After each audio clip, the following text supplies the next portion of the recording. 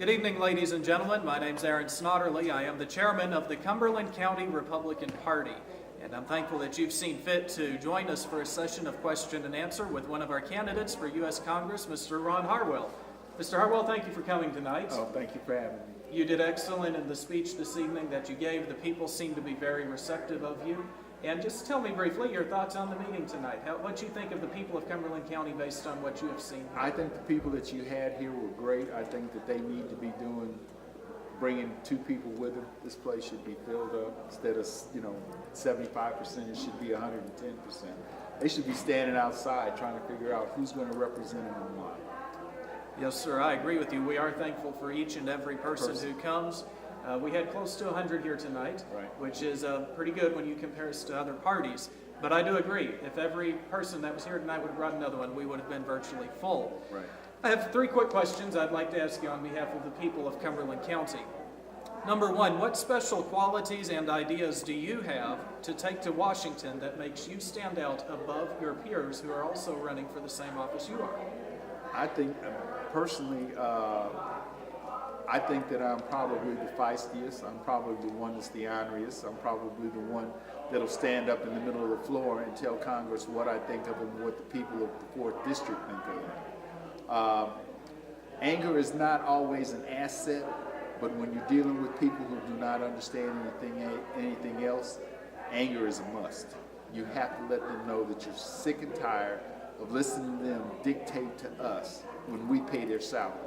There's not one person sitting in Congress that could get a job outside of Congress and tell their boss what they wanted them to do. And I'm sick and tired of sitting here watching these people take our money, spend it any way they want to, and not be responsible or responsive to the personal and the individual concerns that we have. They ignore us, and that has to stop. Thank you very much. Secondly, another question would be, do you feel that the grassroots movements such as the Tea Parties, Freedom Works, grassroots efforts like that are truly affecting the way our congressmen vote on bills in Washington? I think it is now.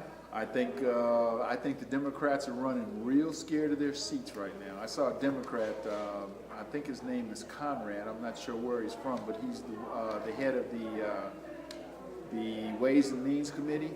He's made a statement that I've never heard a Democrat say before, and his statement was very simply this: if you are bought off, if you are paid off, if you get anything to vote yes on this bill, I promise you, as a Democrat, he said this, I promise you that when your needs for your state come to our board, we are going to filter them, we're going to go through them like a fine-tooth comb, and we're going to make sure you don't get anything.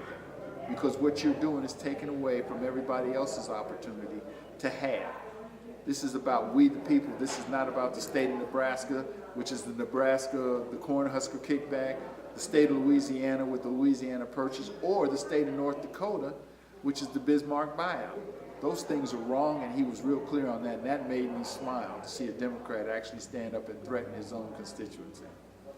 So in other words, you do believe in Tea Parties, you do believe in Republican meetings like this? I tell you, yes. Okay. Tea Parties, 9/12 Coalition, the Tea Party Nation, anybody that's standing up and bringing the people together to make noise so that Congress and the Senate hear us, I'm all for them.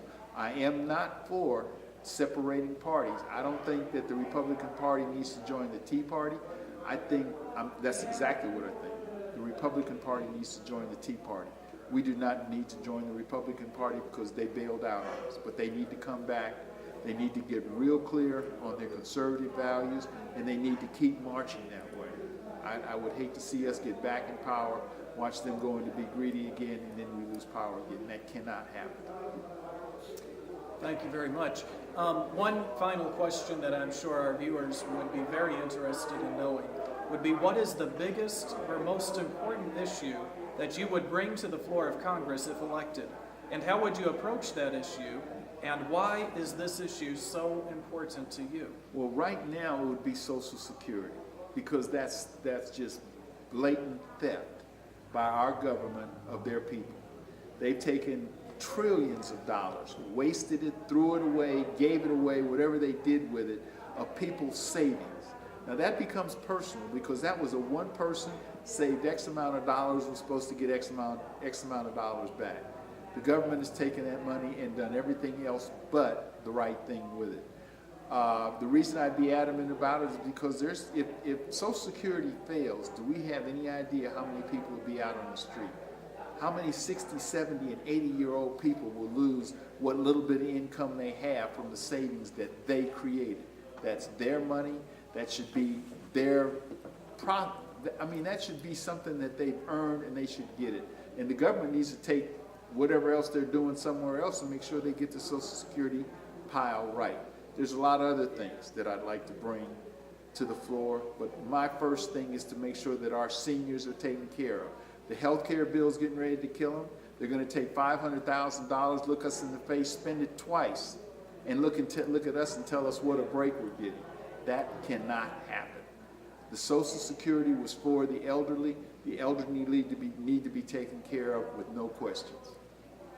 Well, thank you, Mr. Harwell, for coming tonight. Thank you for having me. You are very much an encouragement to our people, and anytime you are back in Cumberland County, I believe I'm speaking on behalf of our party. We want to do everything we can to help you and see to it that we do indeed have a good conservative Republican like yourself in Washington, D.C. I'll be back on the 22nd of March. Thank you, sir. Okay. Thank you to our viewers who have been watching tonight. This is another episode of an interview involving one of our candidates for U.S. Congress, Mr. Ron Harwell. God bless you.